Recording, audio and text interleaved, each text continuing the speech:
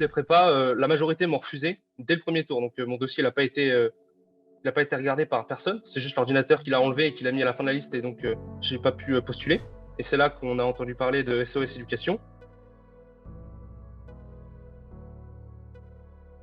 Quand je suis arrivé en terminale, mon professeur principal et mes professeurs m'ont dit que normalement je pouvais aller en prépa et je pouvais demander des bonnes prépas, dont des parisiennes.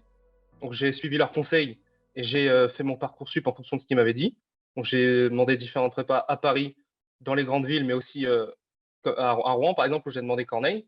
Et toutes les prépas, la majorité m'ont refusé dès le premier tour. Donc mon dossier n'a pas été regardé par personne. C'est juste l'ordinateur qui l'a enlevé et qui l'a mis à la fin de la liste et donc j'ai pas pu postuler. En fonction des classements que j'avais, c'était presque impossible que je sois accepté. Donc j'ai essayé d'un peu de me bouger et de voir ce que je pouvais faire de mon côté parce que les professeurs m'ont dit que bah, normalement, c'était impossible et que soit je faisais Parcoursup l'année prochaine, ou soit j'acceptais mon sort et que j'allais dans une orientation qui me plaisait pas. Donc, j'ai décidé de contacter plusieurs personnes avec mes parents et c'est là qu'on a entendu parler de SOS Éducation. Donc, on a fait l'interview à CNews pour voir est-ce que je pouvais avoir une place. Et vers mi-juillet, environ 15 juillet, c'est là que j'ai su que j'étais accepté à Corneille.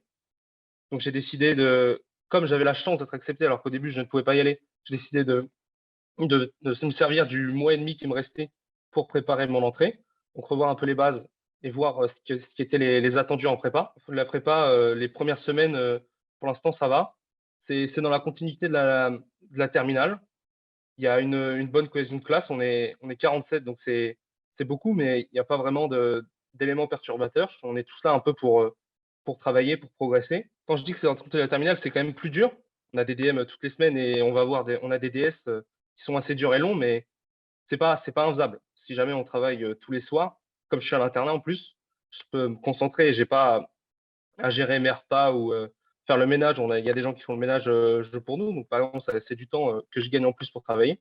Et grâce à ça, je peux suivre et pour l'instant, je m'en sors bien. J'ai eu 4 DS où je connais mon positionnement pour l'instant. J'avais le DS, premier DS de mathématiques, j'ai terminé 14e, mais j'avais un peu tout raté. Le deuxième DS de physique, j'ai terminé 20e, j'avais vraiment raté. Puis j'ai essayé de changer un peu la façon dont je travaillais et vraiment pousser sur les exercices. Du coup, deuxième DS de mathématiques, j'ai terminé 7e. Et on a aussi eu un DS d'enseignement scientifique où j'ai aussi terminé 7e. Donc, je vois que c'était la bonne méthode à adopter. Les exercices qu'on a pendant le chapitre, c'est majoritairement, pour l'instant en tout cas, des exercices où c'est du mécanisme pour que ça aille très vite en calcul.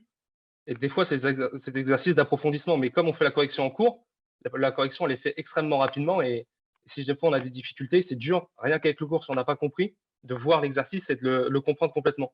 Donc, j'ai acheté des livres à côté où il y a le cours, deux, des exercices, où les exercices, la correction, elle est détaillée. Comme ça, si jamais il y a un point que j'ai pas compris, je fais l'exercice et j'ai la correction totale à côté de moi.